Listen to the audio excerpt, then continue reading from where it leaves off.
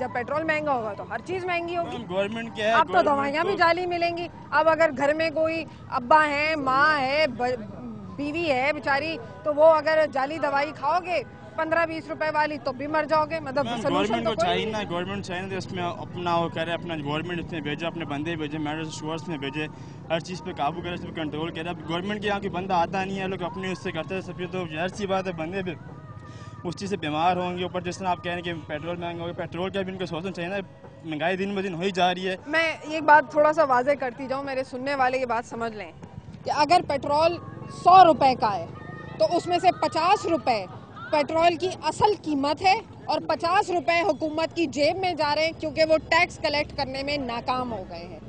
तो इसका मतलब ये है कि आप वो ज़्यादा पैसे जो पेट्रोल आप 50 रुपए में डलवा सकते हैं वो आपको 100 रुपए देकर डलवाना पड़ रहा है। और ये है इस वक्त इकोनॉमी की हालत मुल्क की। और अगर हम बात करते हैं सर्कुलर डेट की, जिसकी वजह से कहते हैं कि जी लोड शेडिंग ख़त्म नहीं हो सकती, लोड शेडिंग इसलिए ख़त्म नहीं होती क्योंकि सर्कुलर डेट जो है वो उसके पैसे नहीं है। और उसको पैसे देने के लिए काफ़ी लोग जो मिनिस्ट्रियों के अंदर हैं वो ये कहते हैं कि नोट छापे जाओ और वो OJDCL को दे दो ताकि कम से कम हम पैसे पे कर दें और इस तरीके से हम अपना गुजारा करते रहें। तो लेकिन उससे जो महंगाई की शरह है वो इस कदर बढ़ जाएगी कि ये साल तो अभी कम है, अगले साल इससे ज़्यादा हो जाएगी और उससे अगले साल उससे ज़्यादा हो जाएगी। फिर क्या करेगी आवाम?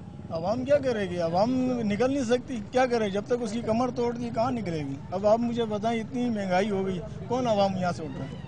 कोई उठ रहा है? नहीं। कितनी दिन की दिहाड़ी कितनी होती है एक आम आदमी की? अब देखो, मैं रश्का ड्राइवर हूँ, ठीक है। अब मैं सुबह से जाता हूँ, शाम को बच्चों के लिए कुछ न कुछ लेके जाता हूँ। कितना ले जाते हो क्या आप? अब ये है, अब तो भाड़ा भी देना पड़ता है, 300 रुपया भाड़ा है, उसके बावजूद कुछ भी नहीं, 250-300 रुपया, 250-300 चलो इसमें गुजारा नहीं। 250-300 हफ्ते का कितना हो गया? हफ्ते का आप अंदाजा लगा लें। अब इतना पढ़े लिखे तो है ही नहीं है, नौकरियों के लिए अप्लाई दी हुई। अब जिसके पास नोट है तो वही हो सकता है, जिसके पास बगैर नोट वाला है वो तो वैसे ही घूमता है। अब 250-300 वाला जो है 450 रुपए किलो तो गोश्त ही है खाली आजकल, ठीक है ना। अब अगर हम घी की बात करते हैं तो वो 600 रुपए का डब्बा आ रहा है, 700 रुपए का डब्बा आ रहा है, 900 रुपए का भी डब्बा, 950 रुपए का भी डब्बा आ रहा है। तो मतलब सालन भी कैसे बनाएंगे? आ जाते हैं दाल के ऊपर, तो दाल जो है वो इस वक्त 100 रुपए से ऊपर किलो के हिसाब से चली गई है। अगर हम मूंग की दाल की बात कर रहे हैं तो दाल नहीं खा सकते। सब्जी टमाटर जो है वो 80 से 90 रुपए किलो से शुरू होते हैं और 101, 110, 105 तक चले जाते हैं।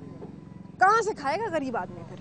जी हाँ, बहुत मुश्किल है। दाल, सब्जी, मुर्गी, गोश्त सब एक ही बराबर रेट चल रहा है। आदमी की समझ काम नहीं। दूध वालों का जब जाता है वो भी रेट बढ़ा देते हैं। 70 रुपए किलो के करीब दूध है, कोई 70 बेच रहा है, कोई 65 बेच रहा है, लेकिन दूध भी नाकिस है। कोई और दूध भी खराब, दूध भी खराब है। किसी किस्म की कोई चीज जो है वो हमें सही नहीं मिल रही। क्योंकि दाल ले लें तो भी महंगाई है, सब्जी पका लें तो भी चावल आसमान से बातें कर रहा है। समझे? अब बताएं गरीब आदमी दाल रोटी, दाल चावल, सब्जी बहुत मुश्किल हो गया, बहुत मुश्किल हो गया खाना। और एक आम आदमी की जो मजदूरी है 500-600 रुपए है। अब जब आदमी 500-600 रुपए घर लेके जाएगा तो वो क्या पकाएगा, क्या बच्चों को खिलाएगा? जो बेचारा किराएदार है वो कहाँ से किराया पूरा करेगा, कहाँ से कन्वेंस का किराया पूरा करेगा? हर तरीके से मुसीबत ही मुसीबत है।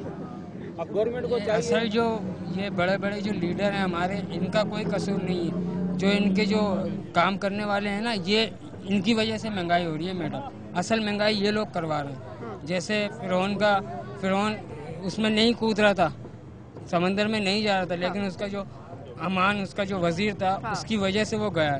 गरीब आवाम तो हमेशा हर दौर में पिसता चला आ रहा है और ये जो हुकूमत है ये तो बिल्कुल ही नाकारा हुकूमत हो गई है। इसको तो सोचना चाहिए कि गरीब आवाम के लिए रोटी कपड़ा मकान का वादा है तो उन्होंने किया था, वो राह सा जो है वो भी उन्होंने छीन लिया। दिन ब दिन गरीब आदमी पिसता ही चला जा रहा है। क्या कुछ कहना चाह रहे थे आप भाई? ऐसा कि ये सड़क अभी हाल ही में 6 महीने के बाद दोबारा शुरू हुई है, लेकिन वो है कि जहाँ कहीं तो 1.5 इंच माल डाला है, कहीं 2 इंच डाला है।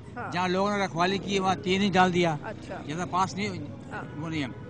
हम आगे लेते हैं, नाला पार रहते हैं। हमारे घर के आगे से अभी 3 दिन हुए सड़क बनी है और 3 दिन के अंदर वो सड़क मट्टी ऊपर आ गई है और कुछ भी नहीं है। खांचा लग गया ना, इसको कहते हैं कमीशन कमाना। कमीशन ज्यादा दे दिया। घरों में टाइलें लगेंगी, नलके लगेंगे, खूबसूरत फर्नीचर आएगा। 4 करोड़ रुपए इसमें लागत आई है, तो मैंने कहा 4 करोड़ में 2 करोड़ तो वहाँ चले गए, 1 करोड़ रुपया कमीशन चलेगा, बाकी 1 करोड़ रुपये बढ़ गया। अब हम पहली बरसात होगी फिर आप आइएगा, हम आपको देखेंगे यहाँ की हालत देखेंगे आप। अभी भी यहाँ खड्डे पड़े शुरू हो गए।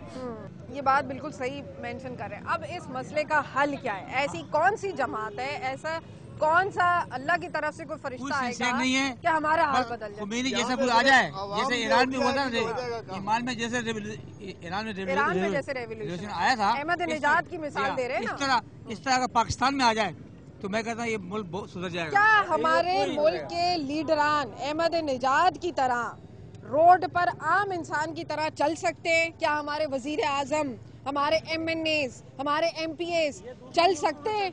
क्यों वो यहाँ दूसरे मुल्कों में जब जाते हैं तो आम पैदल चलते हैं। दूसरे मुल्कों में उन्होंने बहुत बड़ी बड़ी प्रॉपर्टियां बना ली है मेरे भाई। आपने अभी बरतानिया अमेरिका जाके इनकी प्रॉपर्टियां नहीं देखी हैं? सबकी प्रॉपर्टियां वहाँ मौजूद है, इनके सबके पास वहाँ पर वीजे भी हैं ऑलरेडी है, वहाँ पर अपनी औलादें सब वहाँ पर पाल रहे हैं, तब परवरिश वहाँ होती है, हुक्मरानी यहाँ करते हैं और सबके वहाँ पर जायदादें ठीक ठाक बनी हुई हैं और वहाँ आम आदमी की तरह घूमते हैं। कोई सिक्योरिटी गार्ड नहीं, कोई कुछ नहीं। यहाँ 50 आदमी पीछे, 50 आदमी आगे होते हैं। 100 गाड़ियाँ ये लेके चलते हैं। वो किसके है? अवाम का। वो सब पैसा अवाम का होता है। पेट्रोल को महंगा कर दिया और अपना स्कॉड इतना लंबा चौड़ा। वो स्कॉड कम करें, वो अपने बजट को कम करें, अवाम को फायदा दें। अवाम के अंदर से खून चूसा जा रहा है।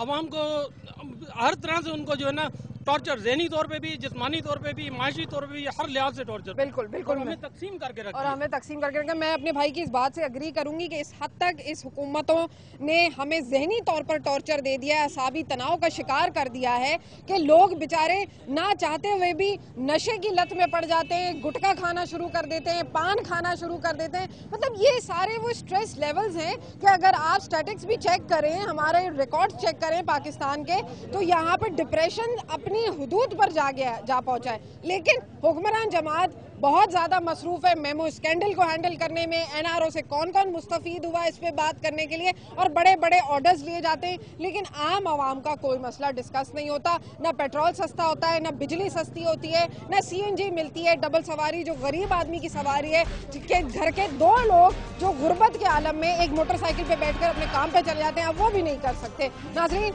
एक मुख्तसर सा वक्फा लेते हैं, मेरे साथ रहिए।